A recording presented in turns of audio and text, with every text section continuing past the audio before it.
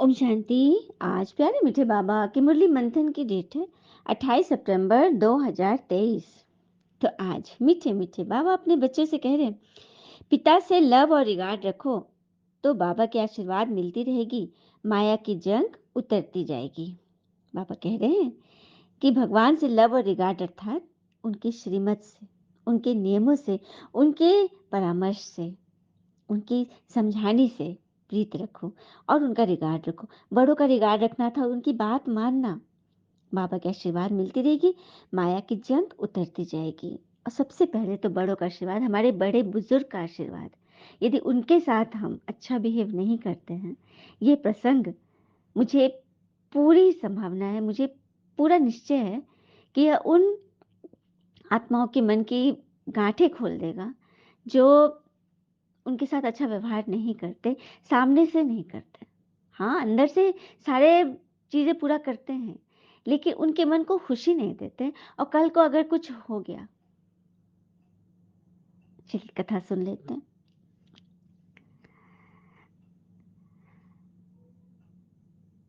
बाहर फेरी वाला आया हुआ था, कई तरह का सामान लेकर। बिंदिया, कांच की चूड़ियां, रबर बैंड, हेयर बैंड, कंघी, कांच के और भी बहुत सारे सामान थे। आस पड़ोस की औरतें उन्हें घेर कर खड़ी थी। काफी देर बाद बाबा गेट पर अपनी लाठी टेक कर खड़े रहा। एक बूढ़ा व्यक्ति गेट पर खड़ा था। जैसे ही औरतों की भीड़ छटी, बाबा अपनी लाठी टेकते हुए फेरी वाले के पास पहुंच गए और उसका सामान देखने लगे। शायद वो कुछ ढूंढ रहे थे। कभी सिर ऊंचा करके देखते, कभी नीचा। जो देखना चाहते वो उसे दिख नहीं रहा था। हैरान परेशान बूढ़े बाबा को फेरी वाले ने देखा तो पूछा, कुछ चाहिए था बाबा आपको? बाबा ने सुनकर अनसुना कर दिया। धीरे धीरे लाठी टेकते हुए फेरी के चक्कर लगाने लगा। ढूंढ रहे थे वो, उन्हें दिख ही नहीं रहे थे। अच्छा बाबा, आप बोलिए तो सही, आपको क्या चाहिए? आप बताओ ना, मैं ढूंढ देता हूँ। तो मुझे ना वो बिंदिया चाहिए। बिंदिया? कैसी बिंदिया? अरे मेरी पत्नी के लिए चाहिए। बाबा का जवाब सुनकर फेरी वाला हंस दिया। किस तरह की बिंदिया चाहिए बाबा? बड़ी बड़ी गोल बिंदिया चाहिए, बिल्कुल लाल रंग की। फेरी वाले ने बिंदिया का पैकेट निकाल कर दिया। यह देखो बाबा, ये वाली। अरे नहीं नहीं, ये वाली नहीं, बिल्कुल लाल सी। फेरी वाले ने वो पैकेट रख दिया। दूसरा पैकेट निकाल कर दिखाया। बाबा ये वाली। अरे तुझे समझ में नहीं आता क्या? बिल्कुल लाल लाल बिंदिया चाहिए। फेरी वाले सारे पैकेट निकाल दे, बोले बाबा आप ही पसंद कर लो, आपको कौन सी बिंदिया चाहिए? बाबा ने अपने कांपते हाथों से बिंदियों के पैकेट को इधर उधर किया और उसमें से एक पैकेट निकाला। हाँ हाँ, ये वाली। बाबा के हाथ में एक सुर्ख लाल रंग का पैकेट देखकर फेरी वाला मुस्कुरा दिया। बाबा ने बिंदी उठाई, पूछा कितने की है? 10 रुपए की है बाबा। अच्छा। कीमत सुनकर बाबा का दिल बैठ गया। 10 रुपए? ठीक है, मैं अभी लेकर आता हूँ। बाबा लाठी टेकते हुए पलट कर जाने लगा। तब तक घर में से बहू आती दिखी। उसे देखकर बाबा बोला, अरे बहू, जरा 10 रुपए दे देना तो, फेरी वाले को देने हैं। अब क्या खर्च करा दिया आप लोगों ने? बहू ने लगभग चिल्लाते हुए कहा। अम्मा के लिए बिंदिया खरीदी थी, उसकी बिंदिया खत्म हो गई है, कई बार बोल चुकी थी। बाबा ने धीरे से कहा, बस बस, आप लोगों को तो कोई काम है नहीं, बेवजह का खर्चा कराते रहते हो। 70 साल की हो चुकी अम्मा, क्या अभी भी बिंदिया लगाएगी? इस उम्र में न जाने क्या क्या शौक पाल रखे हैं। देख बेटा, बात शौक की नहीं, अम्मा भी तो सुहागिन है ना, इसलिए उसका मन करता होगा। सिर्फ 10 रुपए तो मांग रहा हूँ, अंदर रूम से लाके मैं तुम्हें दे दूंगा। कहाँ से दे दोगे? जो पैसे देंगे वो भी तो मेरे पति की ही कमाई है ना। हाँ, तुम्हारे पास पैसे कहाँ से आए? इतना कर बहू बड़बड़ाती हुई अंदर चली गई। अम्मा ने खाट पर लेटे लेटे ही बाबा को आवाज दी। बाबा ने पलट कर बिंदी फेरी पे वापस रख दी और लाठी टेकते हुए अम्मा के पास आकर बैठ गए। बाबा ने देखा, अम्मा की आंखों में आंसू थे। बाबा ने कहा, माफ करना पार्वती, मैं तेरी छोटी सी इच्छा भी पूरी नहीं कर पाया। रहने दो जी, बेचारी बहू भी परेशान हो जाती है। काहे दिल पर लेकर बैठ जाते हो? बिंदी ही तो थी। हाँ हाँ, बिंदी ही थी। कौन सी हजारों रुपए की आ रही थी? बाबा ने व्यंग से हंसते हुए कहा। बिंदी ही लगानी है न जी, तो एक काम करो, पूजा घर से सिंदूर की डिब्बा उठा के ले आओ, उसी से लगा देना। पर आज अपने हाथों से मुझे बिंदी लगा दो, बड़ा मन कर रहा है। बाबा ने अम्मा की बात सुनी और फिर लाठी टेकते हुए पूजा घर में गए। थोड़ी देर बाद बाबा के हाथ में सिंदूर की डिबिया थी। लो पार्वती, उठो, मैं तुम्हें बिंदी लगा देता हूँ। पर अम्मा में कोई हलचल न दिखी। बाबा ने दोबारा कहा, पार्वती, ओ पार्वती, सो गई क्या? तेरी बड़ी इच्छा थी ना बड़ी सी लाल बिंदी लगाने की, ले देख, मैं तेरे लाल सिंदूर लेके आया, मैं तेरे अभी बड़ी सी लाल बिंदी लगा दूंगा, पर तू बैठ तो सही। पर अम्मा बिल्कुल शिथिल हो गई थी, शरीर में कोई हलचल न थी। बाबा का दिल बैठ गया, हाथ में सिंदूर लिए अम्मा के पास ही बैठ गए। आंखों से झरझर आंसू बह रहे थे, पर एक भी बोल न फूटा, क्योंकि अम्मा जा चुकी थी हमेशा के लिए। थोड़ी देर में रोना धोना मच गया। आस पड़ोस के लोग आ गए, बेटे को बुलाया गया, अम्मा की अंतिम यात्रा के लिए तैयार किया जाने लगा। अम्मा को नहला धुलाकर सुहागन की तरह तैयार कर अर्थी पर लिटाकर बाहर लाया गया। बाबा ने देखा, अम्मा के माथे पर बड़ी सी लाल रंग की बिंदी लगी थी। बाबा उठे और घर में गए। थोड़ी देर बाद बाहर आए, धीरे धीरे अम्मा की अर्थी के पास चले गए। उन्होंने अम्मा के माथे पर से वह बिंदी हटा दी। बहू ने कहा, बाबा यह क्या कर रहे हो, अम्मा तो सुहागिन थी, आप बिंदी क्यों हटा रहे हो? बहू, उसका पति बिंदी खरीदने की औकात नहीं रखता था, इसलिए हटा रहा हूँ। सुनकर सब लोग अवाक हो गए। बहू एकदम शर्मसार हो गई। सबने देखा, बाबा अपने हाथ में सिंदूर की डिबिया लेकर लाल बिंदी अम्मा के हाथों पर माथे पर लगा रहे थे। थोड़ी देर में बहू की एकदम चित्कार निकल गई। बाबा भी अम्मा के साथ हमेशा के लिए लंबी यात्रा पर रवाना हो गए।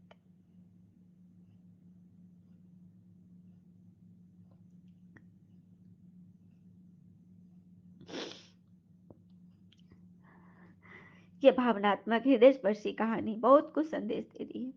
अपने समाज में सिर्फ 2-4% बुजुर्गों की स्थिति ही परिवार में सम्मानजनक है। कहीं उनका मूल कारण संयुक्त परिवार का एकल परिवार के रूप में रूपांतरण, नाते रिश्तों की समाप्ति, धन लिप्सा की अंधी दौड़ एवं लड़के लड़कियों को पढ़ लिख कर अपने को अधिक जानकारी व बुद्धिमान होने का झूठा अभिमान, किताबी ज्ञान का होना परंतु व्यवहारिक ज्ञान की कमी, बड़ों का आदर न करना, बड़े को देखकर खुश न होना। अरे बड़े बुजुर्ग तो जो भी नेचर है, जैसा है, जैसी बोली है, जो भी है, वह आपके कर्मों का ही फल है, जो आपको ऐसा मिला है। आपको उनको स्वीकार करना ही है। माता पिता के न रहने पर ही उनका महत्व मालूम पड़ता है। इसलिए पश्चिमी देशों का अनुसरण न करें और अपने बाल बच्चों के लिए भी सोचें, क्योंकि वो भी एक दिन बड़े होंगे और हम बुजुर्ग। ये कहानी मुझे आत्मा को बहुत टच की, इसीलिए मुझे लगा कि बड़े बूढ़ों का रिगार्ड करना भगवान का रिगार्ड करने के बराबर है। और जैसे छोटा बच्चा बहुत गुस्सा करता है, बाल खींच देता है, तो हम लोग कैसे माफ कर देते हैं, उसी तरह बड़े बूढ़े भी बच्चे बन जाते हैं, तो उन्हें भी हमें माफ करके आगे बढ़ना है और अपना फर्ज जरूर अदा करना है, ताकि वो लोग अगर जाए भी ना तो खुशी खुशी से जाए, संतुष्ट होकर जाए। यही ईश्वर की प्रेरणा है और फरमान है। प्रश्न है, इस चैतन्य बगीचे में कई फूल खिलते ही नहीं, कली के कली रह जाते हैं, क्यों? उत्तर, क्योंकि पुरुषार्थ में सुस्ती है। याद करने का जो समय है उसमें सोए रहते हैं। सोने वाले अपना समय ऐसे ही गंवा देते हैं। जिन सोया तिन खोया। तो किस चीज में सो जाते हैं? विकारों के वश हो जाते हैं, अलबेले हो जाते हैं। कहते हैं ना कि राम राम जी को अपने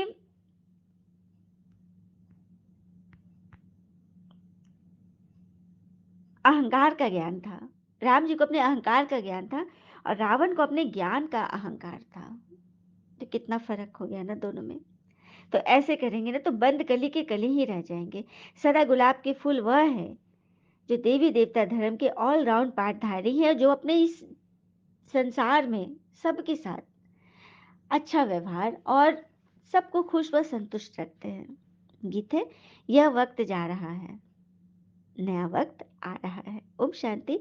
ये किसने समझाया? तो बेहद के बाबा ने समझाया बच्चों को।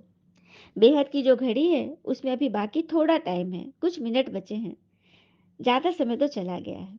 जो अच्छे सेंसेबल बच्चे हैं वह जानते हैं नंबर वार है ना। गुलाब के फूल होते हैं, उनमें भी नंबर वार होते हैं। सभी फूल एक जैसे तो नहीं होते ना। उसमें कोई बंद कली, कोई थोड़ा खिला हुआ है। तुम्हारे देवी देवता धर्म में जैसे सदा गुलाब है, सदा ऑलराउंड पार्ट बजाने वाले। तुम सभी धर्मों में ऊंच से ऊंच धर्म वाले सदा गुलाब हो। दूसरे धर्म वाले फिर नंबर वार है, कोई चंपा है, कोई चमेली है, कोई टांगर है, कोई अक है। फूलों में भी वैरायटी है ना। बगीचा तो है ना, क्योंकि सभी धर्मों का बगीचा है। बच्चियाँ जानती हैं ऊँच से ऊँच धर्म है ही देवी-देवताओं का। जब सीज़न नहीं होती तब मुखड़ी भी नहीं रहती, कली फूल भी नहीं रहते। सुना? सीज़न नहीं होती तो कुछ भी नहीं होता और अभी सीज़न है क्योंकि भगवान आए हुए हैं हमें फूल बनाने, तो खिलना है ना सभी को। हुँ? इसलिए बाबा कहते हैं बच्चे टाइम वेस्ट मत करो, जितना भी कर्तव्य जो भी कर्तव्य उसे अच्छी रीति निभाओ ताकि तुमसे हर एक आत्मा संतुष्ट होकर जाए। जितना याद करेंगे उतना विक्रम विनाश होंगे। विक्रम तो सब में सबसे होते रहते हैं। ऐसा कोई मत समझे कि हमसे नहीं होता है, इतना अहंकार कोई न रखे। विक्रम तो बहुत ही गुप्त बनते, पता भी नहीं चलता है कि हमसे विक्रम हो रहा है। किसी बात में फंस जाना, किसी को अपने बंधन में बांध के रखना, ये क्या है? ये सब विकर्म ही तो है। हाँ, इस घड़ी से तुमको टाइम का पता लग जाता है। मनुष्य तो समझते हैं कलयुग अभी बच्चा है, लेकिन बाबा कहते हैं बच्चा नहीं, बस थोड़ा सा बचा है। तूफान आते हैं ना तो अच्छी अच्छी कलियां भी गिर जाती है, फूल भी गिरते हैं, बस कांटे के कांटे रह जाते हैं। तो हमें अपने जीवन को कांटा नुमा नहीं बनाना है, क्योंकि आगे हमारा भी पूरा जीवन बचा है ना। सपूत आज्ञाकारी ईमानदारी बच्चे माँ बाप को प्यारे लगते हैं। तो माँ बाप को कौन प्यारे लगते हैं? जो सपूत है, आज्ञाकारी है, ईमानदार हैं। बातें तो आती ही हैं। बड़े बुजुर्ग गलतियां करते हैं, जैसे छोटे बच्चे करते हैं वैसे बड़े बुजुर्ग भी करते हैं। उन्हें क्षमा करने वाला ही तो क्षमाशील है, भगवान की नज़र में आगे। और जो ऐसा करते हैं, जो माँ बाप का रिगार्ड करते हैं, गलती होने पर भी क्षमा करते हैं और आगे बढ़ जाते हैं, भगवान की नज़र में वो बहुत ऊपर उठ जाते हैं और ऐसे बच्चे को भगवान अपना सपूत बच्चा मानते हैं, है ना? जो अपना फर्ज अदा कर रहे हैं और खुशी खुशी से। लेकिन इन बातों में बुद्धि बड़ी विशाल चाहिए। हम्म बाबा कहते तुम बच्चे जानते हो कि मैं तुम्हें राजयोग सिखला रहा हूँ। सबसे पहले अपने मन पर राज करो, पर तो घर में रहते भी तुम भूले करते हो। ये ऐसी विचित्र बात है, साथ रहते भी भूल जाते हो, क्योंकि इतना लव और रिगार्ड नहीं रहता बाबा के ज्ञान से। बाबा जी कहते हैं सुई को कट लगी हुई होगी तो चुंबक को खींच नहीं सकेगा। योग और ज्ञान भी हो तब कट निकल सके। योग और ज्ञान, योग ही हमें वो चीज सिखाता है जिससे कि हम भगवान के आशीर्वाद का पात्र बने। माया की जंग लगी हुई है, कोई चीज को जंग लगी होती है तो घासलेट में डालते हैं, तो घासलेट ज्ञान का घासलेट डालो उस पे। तभी तो उसमें चमक आएगी। अब बाबा समझा रहे हैं बच्चे फूल बनकर दिखाओ। वह समय भी जल्दी आएगा जो तुम किसके सामने बैठेंगे तो झट उसको साक्षात्कार होंगे। मैं तुम किसी के सामने हो गए तो सबको फीलिंग होगी कि हाँ यही तो है। और बाबा भी डायरेक्शन देंगे कि जाओ बीके के पास जाओ, आगे के समय देखना ब्रह्मा कुमारी कुमार के पास ही सभी आएंगे भागेंगे, क्योंकि शांति के एक बूंद के सभी प्यासे होंगे और यह प्यास मिटेगी ब्रह्मा कुमार कुमारी के आश्रम में उनसे मिलकर। फिर बाबा कह रहे बच्चे एग्जीबिशन में कितनी मेहनत करते हैं, है सारी बात समझाने की। सिर्फ स्लोगन से तो कोई समझ नहीं सके, मतलब पूरा रहस्य तो समझाना है कि भगवान कैसे आते हैं, कैसे राजयोग सिखलाते हैं, शिवपुरी विष्णुपुरी क्या है। शिवपुरी में जाना है तो इस रावणपुरी को छोड़ना पड़ेगा। ये बड़ी छीछी दुनिया है। ये आयरन एजेड शरीर, शरीर भी तुम्हारा एकदम लोहा का बन गया है, तुम्हें स्वर्ण कंचन काया मिलेगी। हम्म ये सब समझने की बातें। अब बाबा कहते हैं मुझ शिव बाबा को याद करो। अभी तुम राजयोग सीख रहे हो, तुमको शिवपुरी में आना है, फिर विष्णुपुरी में आना है। विष्णुपुरी अर्थात स्वर्ग, शिवपुरी मुक्ति धाम है, विष्णुपुरी है स्वर्ग। मुख्य यह समझाना है, बाकी कितना भी कोई खर्चा करे, सर्विस करे, लेकिन अगर धारणा नहीं है तो फिर कुछ भी काम का नहीं है। हम्म? फिर बाबा कह रहे दुनिया में जो बैरिस्टर आदि होते हैं वो क्या बनाते, पढ़ा करके बैरिस्टर बनाते, लेकिन अगर बैरिस्टर बीच में निकल गया तो सारी पढ़ाई खत्म। लेकिन ये जो परमात्मा है ये पूरा मनुष्य देवता बनाकर ही जाएंगे, ये अब जाने वाले नहीं हैं। इन्हें तो कह दिया है कि अब मैं तुम्हें साथ लेकर ही जाऊंगी। कल की मुरली में क्या था, कालों का काल महाकाल आया है, सबको एक साथ ले जाएंगे। इसलिए बाबा छोड़ने वाले नहीं है, पढ़ा कर ही देंगे। तो हमें पढ़ना है ना सबको। हम्म ये ज्ञान बड़ी विचित्र है, रमणीक और सिंपल है। कई बच्चे तो सब कुछ करके भी कांटा का कांटा ही रह जाते, कुछ अंदर जा ही नहीं रहा है। कली बनते हैं फिर मुरझाकर खत्म हो जाते हैं, तूफान लगता है बस झड़ जाते हैं। समय बहुत थोड़ा है, फिर इतना समय गैलअप कैसे करोगे? तो अभी से निरंतर पढ़ाई करना है, नहीं तो यदि यदि विकर्म ही करते रहे तो इसका दंड तो भोगना पड़ेगा ना। हम्म अभी तुम पुरुषार्थ कर रहे हो ऊंचते ऊंच महाराजा महारानी सूर्यवंशी बनने का, नंबरवार तो है ना। जो भागंती हो जाएंगे उनका क्या हाल हो जाएगा। बाबा कितना अच्छी रीति समझाते हैं, पर तो जिनकी तकदीर में नहीं है वह फिर क्या करे। माया अजगर कच्चा खा जाएगी, ऐसी गफलत नहीं करना। और कहते हैं ना गुरु से शिष्य को की कोई बात छिपी नहीं रहती। गुरु अपने शिष्य को पहचानते हैं, क्योंकि सागर को मालूम होता है कि बूंद में कितना पानी है।